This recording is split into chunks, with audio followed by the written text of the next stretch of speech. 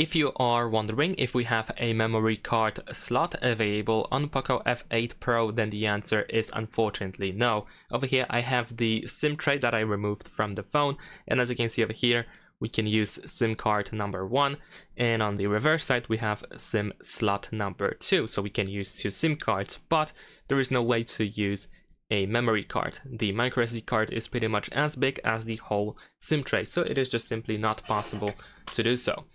And if you desperately need to use microSD card, then in that case you can use a memory card reader. For example, I have this huge memory card reader that I can connect it to my phone with USB-C cable, so you want to look for a memory card reader with USB-C.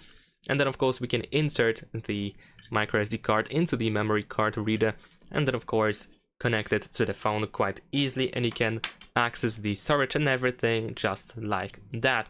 But of course I understand that it is inconvenient to use on a daily basis.